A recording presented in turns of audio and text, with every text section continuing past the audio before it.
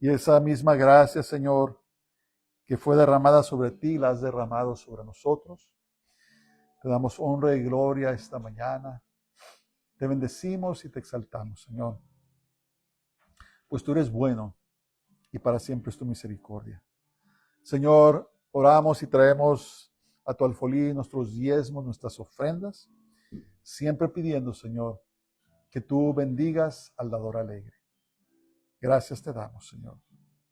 En el nombre del Santo Israel, Yeshua HaMashiach, Jesús nuestro Mesías.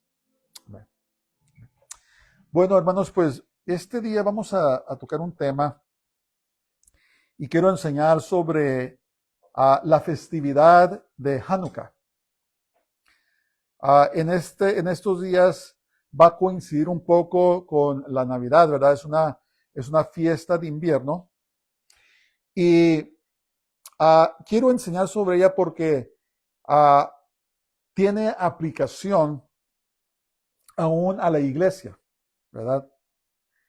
Y hay una historia muy hermosa detrás de esto. Sale de la tragedia hacia los judíos. Así como la celebración de Purim salió de la tragedia cuando Amán trató de destruir a los judíos, de esta festividad también salió de lo que fue un periodo muy difícil para Israel. Y he titulado este mensaje, El milagro de Hanukkah, también se puede escribir con J, Hanukkah, el hermoso aceite de la alegría para los pobres de espíritu.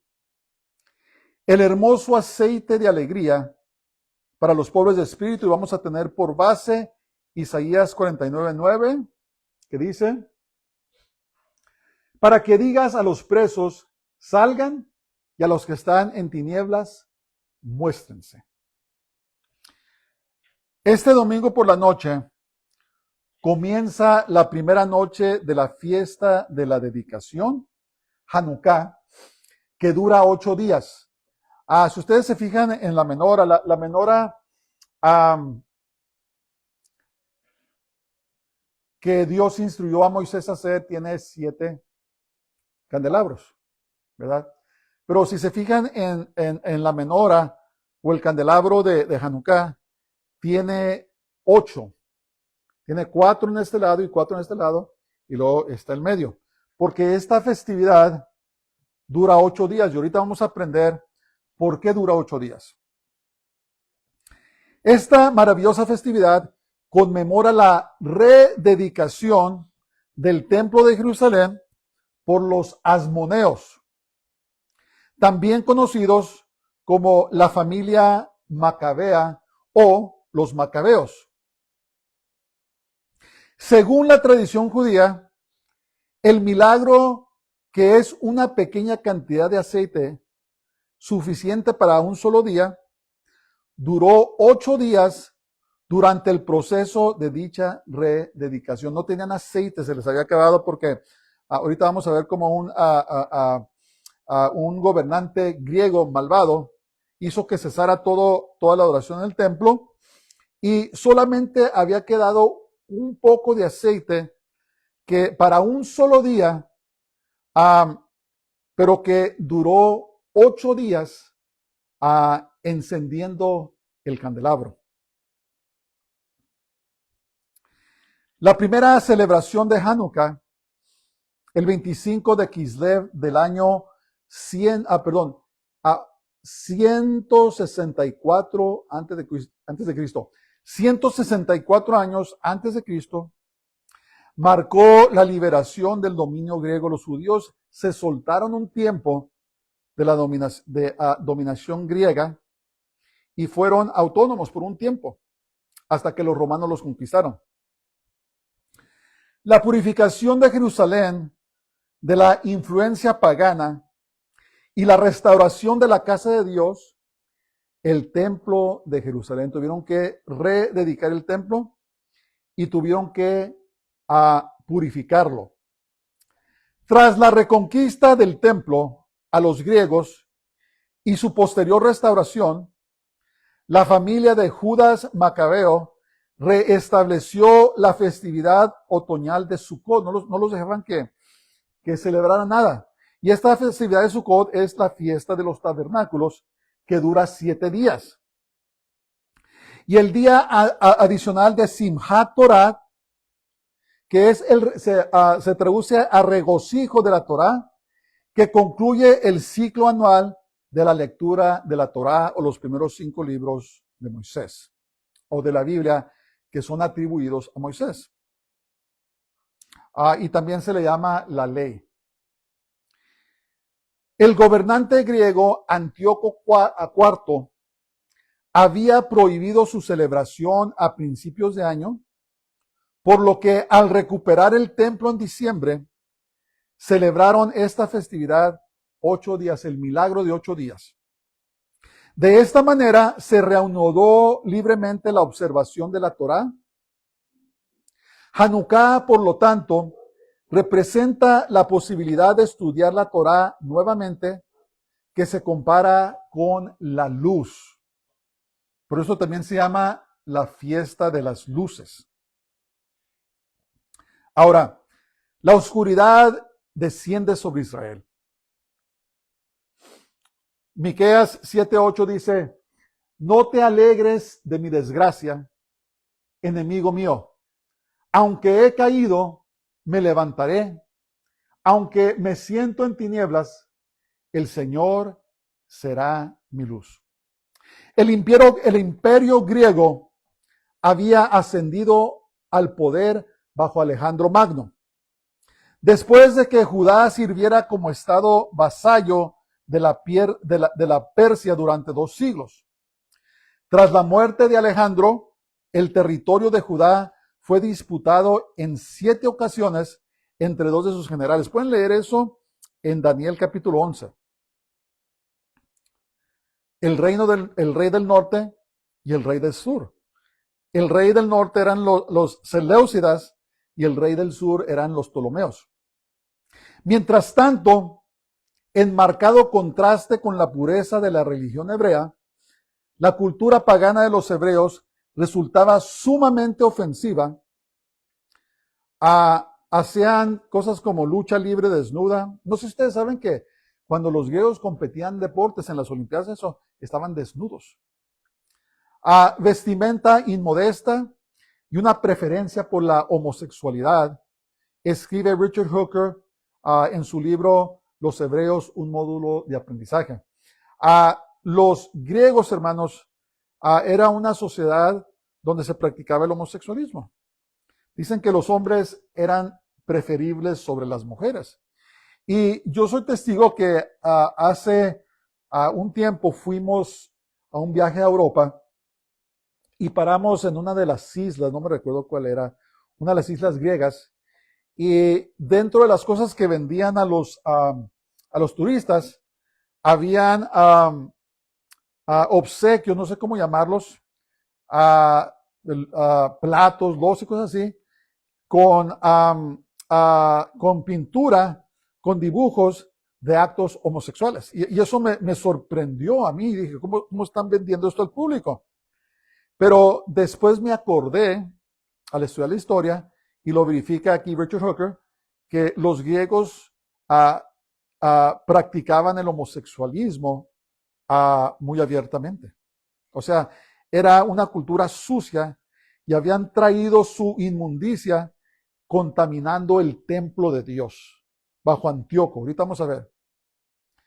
Sin embargo, si bien los griegos influyeron en el idioma y la cultura de Jerusalén y del estado de Judá o Judea, permitieron a los judíos gobernar su propio país, declararon que la ley de Judá era la Torá e intentaron preservar la religión judía al principio.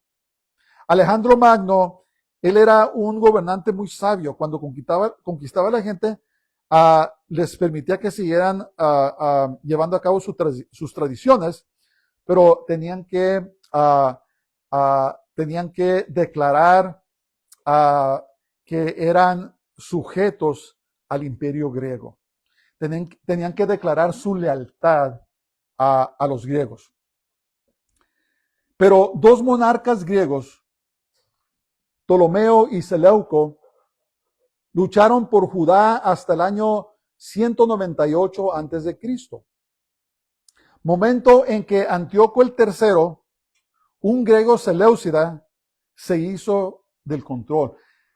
El rey del sur, los Ptolomeos, los egipcios, derrotaron varias veces al rey del norte, al rey que gobernaba en Siria, a los seleucidas, pero llegó el momento en que el rey del norte derrotó a Ptolomeo y permitió la autonomía de los judíos hasta su derrota a manos de los romanos, cuando empezó a entrar el Imperio Romano. Tras lo cual comenzó un programa de helenización que presionó a los judíos para que abandonaran su monoteísmo en favor del paganismo griego. Cuando escuchan de helenización, quiere decir que se hacen griegos o los quieren hacer griegos. Eso es lo que quiere decir helenización. Cuando Antíoco el IV subió al trono en el año 176 a.C., no respetó las costumbres judías como lo había hecho su padre. El hijo prohibió la observancia del Shabbat y el pacto de la circuncisión y llevó a cabo una cruel campaña contra el pueblo de Dios. Este hombre Antíoco, hermanos del IV, hizo cosas terribles a los judíos. Y es más, si ustedes se acuerdan cuando estudiamos Daniel, Antíoco el IV es un tipo y figura del anticristo, del antimesías, de este malvado que se va a levantar durante la tribulación. Antíoco el IV se autodenominó Epifanes. Antíoco Epifanes, que significa el Dios visible. Se creía Dios y demandaba que lo adoraran como Dios.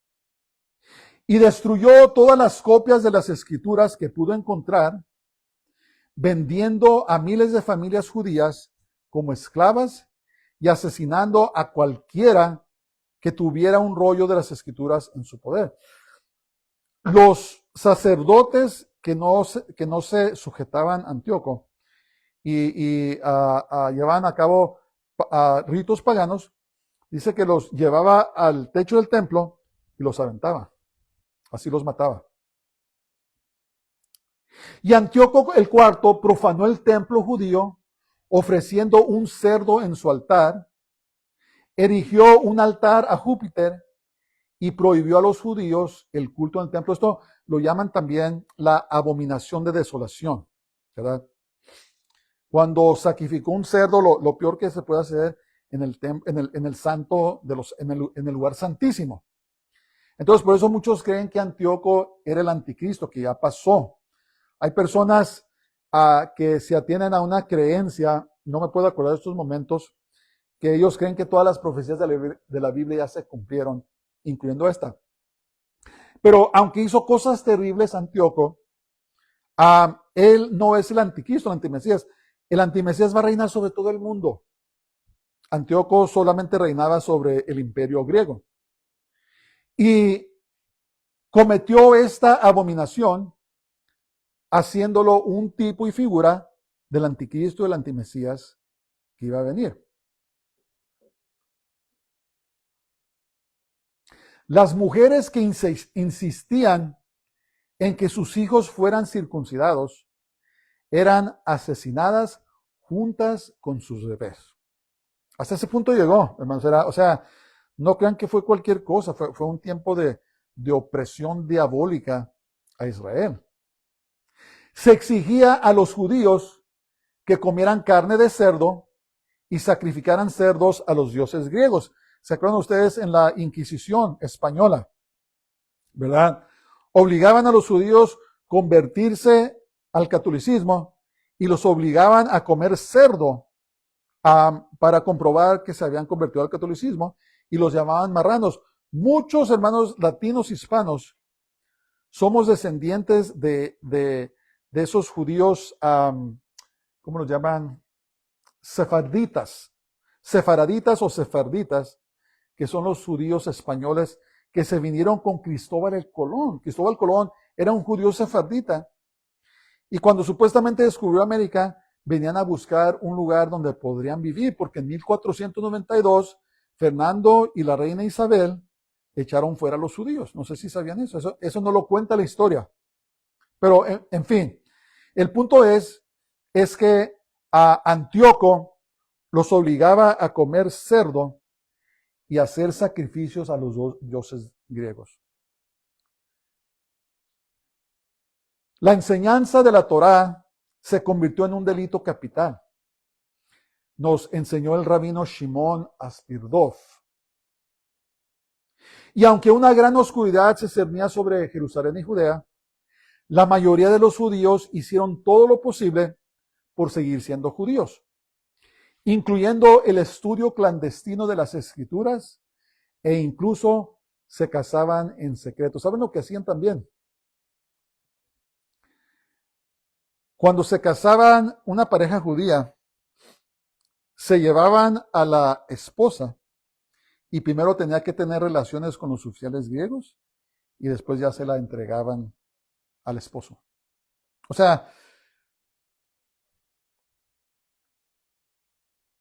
blasfemaron todo lo que pudieron la palabra de Dios. Todo lo que los judíos tenían como sagrado, bajo Antíoco Epífanes, hicieron todo lo posible por cometer estas maldades, y sabemos que es una maldad satánica, diabólica, porque el diablo siempre ha querido destruir a los judíos, aún en este día. Hermanos, ese espíritu antisemítico que hay estos días, ese espíritu demoníaco que causó octubre 7 de 2023, ¿verdad? Yo estoy seguro que muchos ya saben lo que pasó, donde tomaban a bebés vivos y los metían a las microondas y los quemaban vivos. Violaban a las mujeres en frente de sus esposos, mataban a sus hijos en frente de sus esposos, a los padres. Hermanos, este es el espíritu antisemítico, ese espíritu que viene desde los edomitas, desde Esaú, ¿verdad? ¿Se acuerdan? Esaú era el hermano de Jacob, y Jacob le quitó su bendición como primogénito, y se creció un resentimiento y una amargura de Esaú en contra de Jacob que existe hasta estos días, hermanos. Y lo quiso matar, pero Dios no permitió que Esaú matara a Jacob. Entonces, ese espíritu antisemita, ese espíritu de odio en contra del pueblo de Dios, es el que se transmitió a Antíoco Epífanes, y es lo que vimos manifestado en la Segunda Guerra Mundial bajo Hitler, y recientemente en octubre 7 de 2023, hermanos, unas atrocidades. ¿Cómo es posible que en un tiempo moderno se haga eso? Es este espíritu demoníaco antisemita que viene del espíritu de Saúl, de los edomitas, y se está manifestando hasta hoy en los pueblos de los que llaman palestinos y los árabes de esa región. Es una riña familiar que comenzó desde entonces y no va a tener su fin hasta que no regrese Jesús, Yeshua, el Mesías. Pero fue terrible. ¿Quieren leer más sobre la historia de Antíoco Epífanes y lo que le hizo a los judíos? Lean la historia. Fue terrible. Ahora, el surgimiento de la justicia. Efesios 6:14. Dice, manténganse firmes, ceñidos con el cinturón de la verdad y revestidos con la coraza de la justicia. Los asmoneos o macabeos eran una familia judía con una misión aparentemente imposible: defender la justicia bajo el yugo de un opresor que intentaba erradicar su identidad y despojar al templo de su propósito sagrado y de su luz eterna. La cabeza de familia se llamaba Matatías y servía como sacerdote en el templo de Dios en el año 167 a.C., cuando un funcionario griego intentó obligarlo a sacrificar a su dios pagano. Matatías se resistió y mató al funcionario, lo que provocó represalias de Antíoco IV contra los judíos. Sin embargo, Matatías y tras su muerte, Judas, uno de sus 5 hijos, lideró la lucha contra los griegos paganos y se ganó el nombre de Macabeo, que posiblemente es derivado del hebreo que quiere decir, significa martillo, por los golpes contundentes que asestaron a sus enemigos. ¿Cómo podemos compararlos, hermanos? Puede ser comparado cuando Israel se declaró como nación y millares de soldados se vinieron en contra de ellos, estaba rodeado y el Señor les dio la victoria. Se puede comparar a esto porque a Matatías y su hijo Judas se levantaron en contra de los griegos y vamos a ver, los vencieron. 3 años después del levantamiento de los macabeos, en el año 164 antes de Cristo, los asmoneos habían recuperado Jerusalén y habían purificado el templo en 3 años.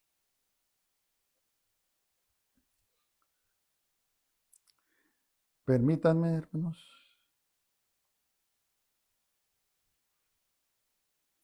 Me está sucediendo algo aquí. Ok. Disculpen.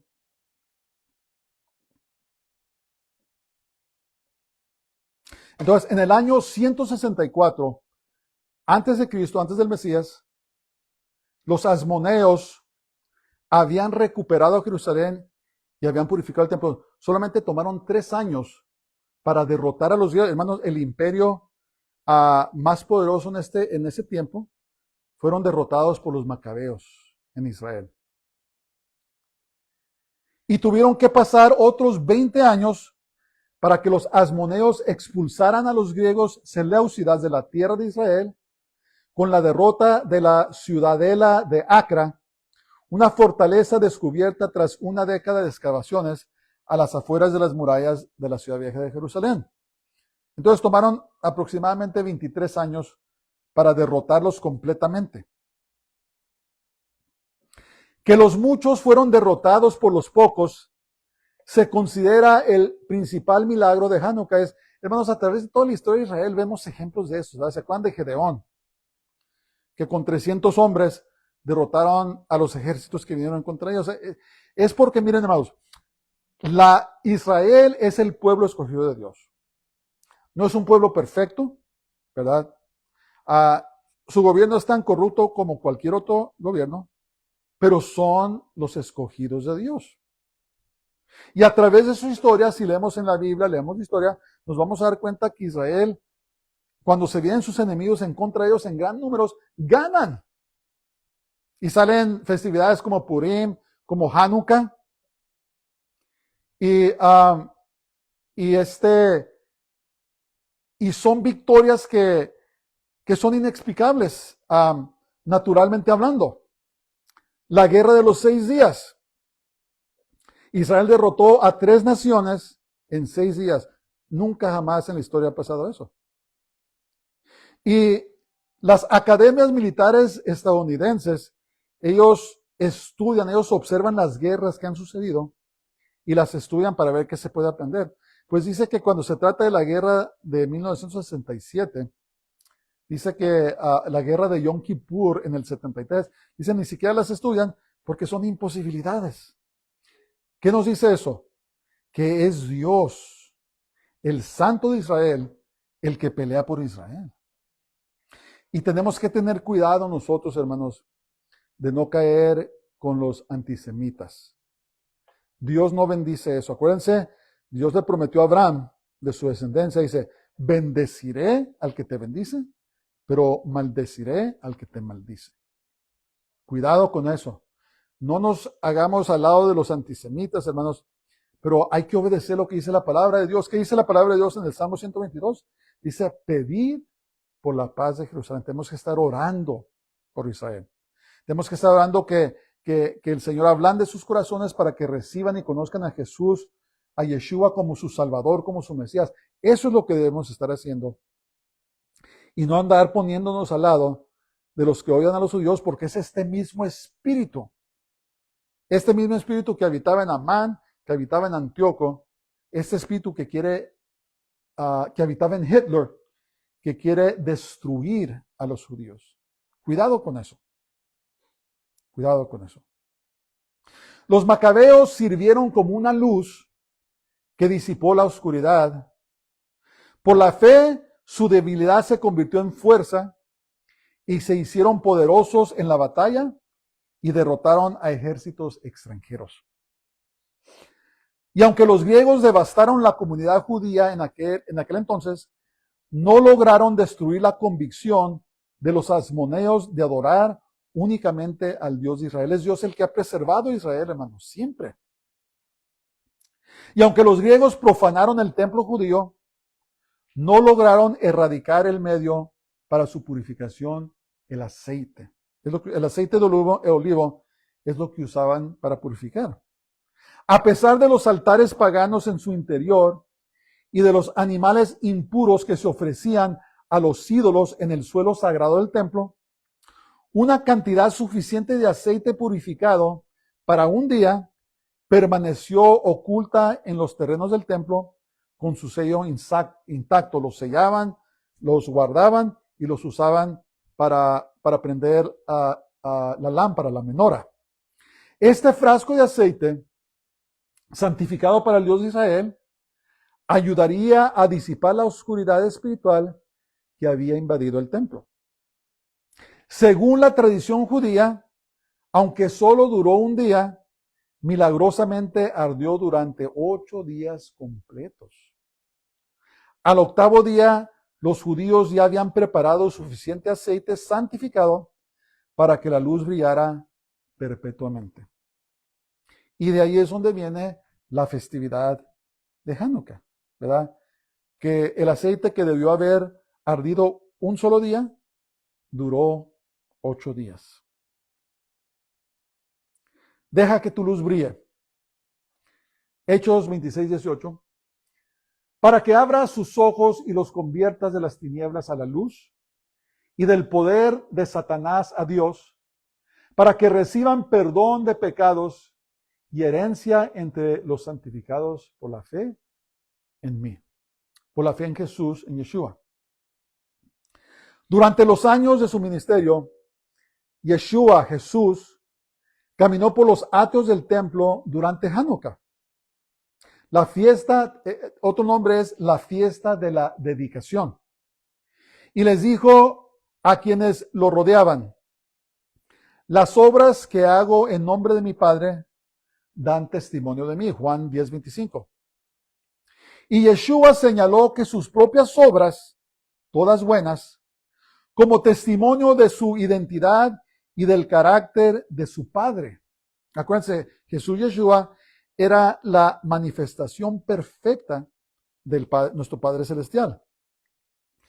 Y en el contexto de la fiesta de las luces, que es otro nombre para Hanukkah, Yeshua pudo haber tenido en mente su sermón del monte, donde dijo: así alumbre vuestra luz delante de los hombres, para que vean vuestras buenas obras y glorifiquen a nuestro Padre que está en los cielos. La expresión buenas obras es una forma idiomática de referirse a los mandamientos de la Torá. En otras palabras, obedecer los mandamientos de Dios. Yeshua les dijo a sus discípulos que si guardaban los mandamientos de la Torá o la ley, según su enseñanza, conservarían su esencia y su luz brillaría ante los hombres, dando gloria a Dios. Cuando, hermanos, la luz del Señor brilla en nosotros, le traemos gloria a Dios. Y eso es la meta de todo creyente en nuestras vidas, es traerle la gloria a Dios, no a nosotros, sino a Dios. El medio hermano de Yeshua, Jacob, que lo cambiaron a Santiago, pero el verdadero nombre es Jacob o Jacob, profundizó en este punto diciendo que la fe por sí sola, si no tiene obras, está muerta. En otras palabras, nosotros los creyentes debemos hacer buenas obras. No para salvarnos, sino para traer gloria a Dios. Las buenas obras realizadas por los fieles a Dios permiten que su espíritu brille en ellos, manifestando la luz del mundo y dando gloria al nombre del Señor Adonai. Entonces, durante las fiestas de las luces, esta imagen de la luz de Dios brillando a través de su pueblo se enfatiza aún más al considerar los componentes básicos del fuego: una chispa y una fuente de combustible. Y al reflexionar sobre el hecho de que Dios mismo nos proporciona tanto nuestra luz como nuestro aceite espiritual. El aceite se entiende como un símbolo del Ruach HaKodesh, o el Espíritu Santo. Ha desempeñado un papel importante en la vida durante los milenios como medio de unción. En el judaísmo, la unción se aplicaba a la realeza, los ungían con aceite, el sacerdocio, los sacerdotes, los profetas, y la curación de los enfermos, y también la purificación. Nosotros usamos el aceite cuando oramos por enfermos, los ungimos con aceite y oramos con ellos, por ellos. Mientras que la unción santificaba a los sacerdotes y curaba a los enfermos, la unción confería al rey el Espíritu del Señor, es decir, su apoyo, su fuerza, su sabiduría. Afirma la enciclopedia judaica, cuando Samuel ungió a David como rey, el Espíritu Santo vino sobre él. Su apoyo, su fuerza, su sabiduría venía sobre los reyes cuando eran ungidos. El Espíritu Santo venía sobre ellos para que pudieran gobernar. Y acerca del Mesías, Mesías significa ungido, hermanos. La palabra Cristo es en griego Christos, y significa ungido, el ungido. Entonces, cuando decimos Jesús, el Mesías, es lo mismo de decir Jesucristo. No sé por qué los contaron los dos, pero es Jesús el Cristo, y significa Jesús el Mesías, y significa alguien que fue ungido, el ungido de Dios. El profeta Isaías anunció en Isaías 11:1-2, el Espíritu del Señor reposará sobre él, espíritu de sabiduría y de entendimiento, espíritu de consejo y de poder, espíritu de conocimiento y del temor del Señor. El Mesías Yeshua anunció su unción en una sinagoga de Nazaret cuando leyó el rollo de Isaías. ¿Se acuerdan? Cuando leyó el rollo. Y dijo: el Espíritu del Señor está sobre mí, por cuanto me ha ungido para anunciar buenas nuevas a los pobres. Me ha enviado a proclamar libertad a los cautivos y vista a los ciegos, a poner en libertad a los oprimidos, a proclamar el año de la gracia del Señor.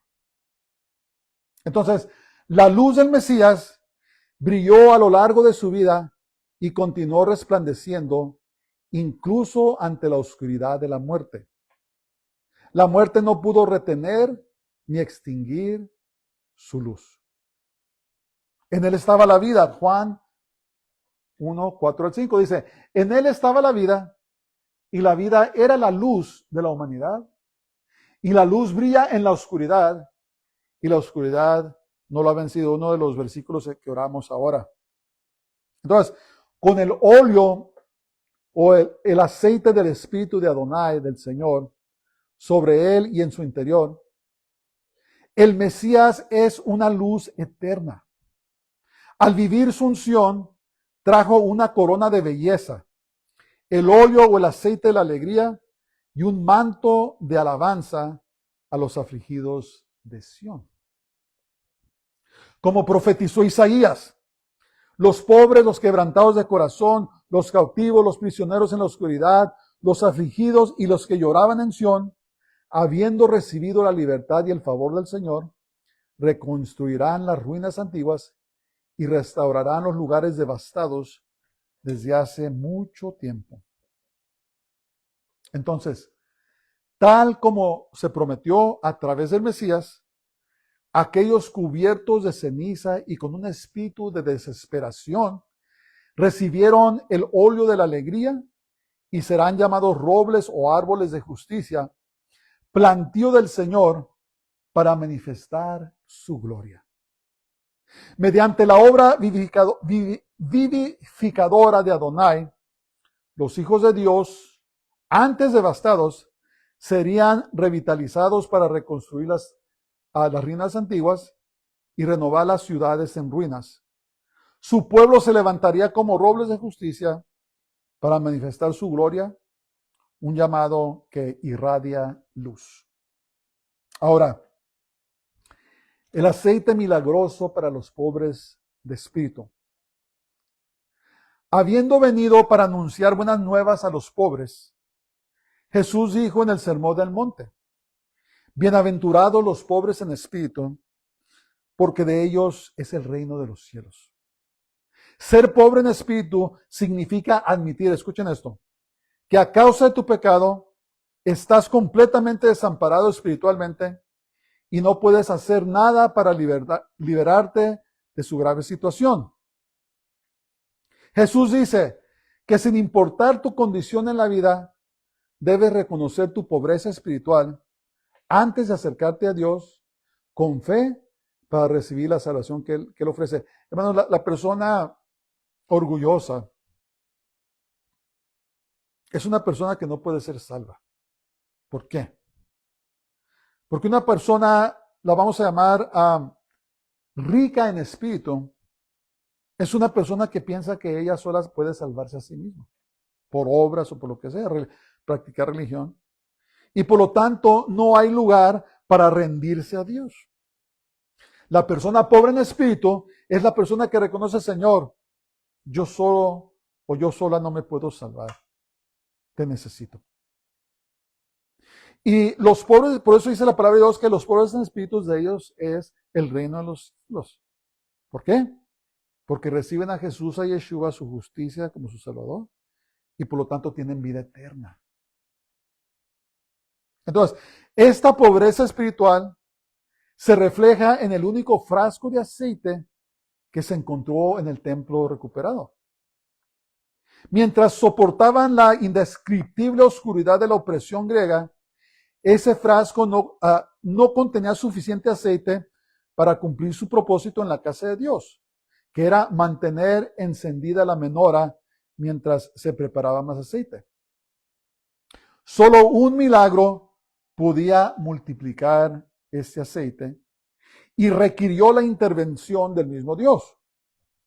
Entonces, según la tradición judía, el Todopoderoso intervino en el templo para que el frasco de aceite durara 8 días completos, como si añadiera el aceite de su espíritu para santificar y renovar el templo devastado. De la misma manera, cuando somos pobres en espíritu, reconociendo humildemente nuestra dependencia de Dios, podemos alabarlo para santificar y renovar nuestro espíritu con el suyo, como lo hizo David cuando escribió: unges mi cabeza con aceite, mi copa está rebosando. Juan 12:46 dice: yo he venido al mundo como luz, para que todo el que cree en mí no permanezca en tinieblas. Entonces, que en esta próxima Hanukkah sean colmados de la alegría del Espíritu y que en estas fiestas navideñas estén revestidos de alabanza. Jesús, durante esta fiesta de invierno, se paró en medio de todos ahí en el templo y dijo: yo soy la luz del mundo. ¿Verdad? Jesús, Yeshua, Él es la luz del mundo.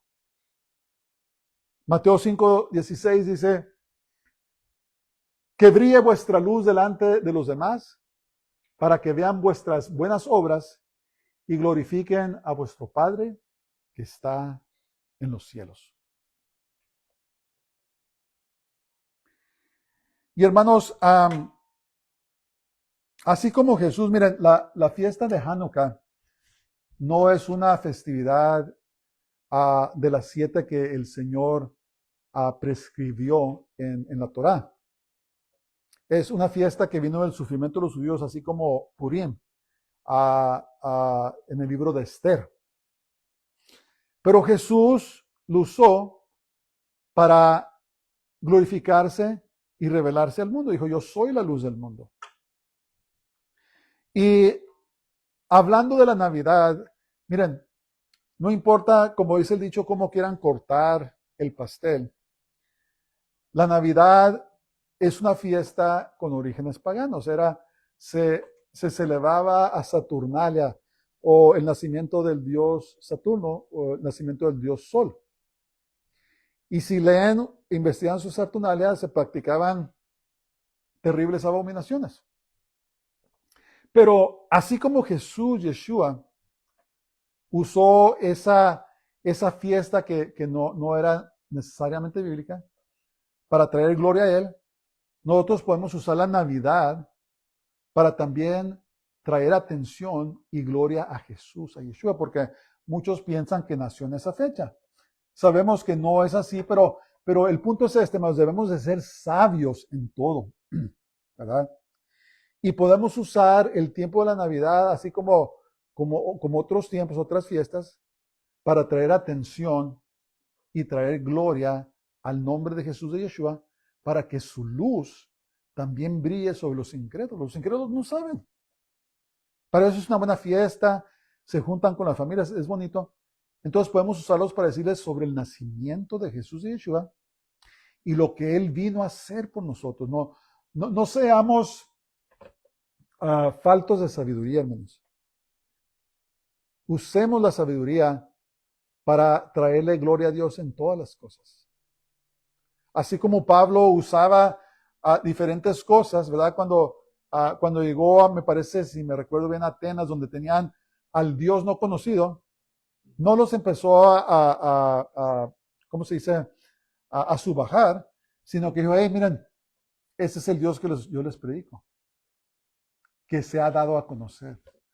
Entonces sí, sabemos que la Navidad, lo que llamo la Pascua falsa, el Easter que celebran, no son fiestas bíblicas, pero podemos usarlas, hermanos, para traer atención a Jesús, a Yeshua, para que la gente lo conozca, ¿verdad?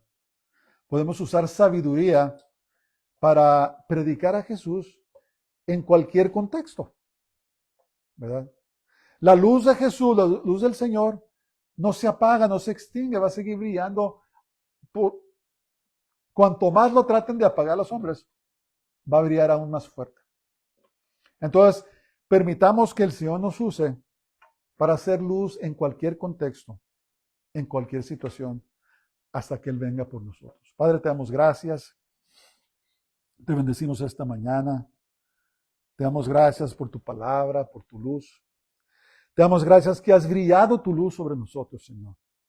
Y ahora no caminamos en tinieblas, sino en tu luz admirable. Te amamos, te glorificamos y te reconocemos este día. Y pedimos que nos uses, Señor, en todo contexto, en toda situación, que traigamos gloria a tu nombre. En el nombre del Santo Israel, lo pedimos todo, Yeshua HaMashiach, Jesús el Mesías. Amén. Pues de pie. Baruch haba Hashem Adonai, bendito el que viene en el nombre del Señor. El Señor te bendiga y te guarde. El Señor haga resplandecer su rostro sobre ti y tenga de ti misericordia. El Señor haga volver su rostro sobre ti y te dé su paz de su shalom. Dios les bendiga a todos. Tengan una semana gloriosa. Si les gustan las enseñanzas, hermanos, háganle like, compártanla para que la palabra de Dios se esparza y tengan una semana gloriosa. Shabbat Shalom.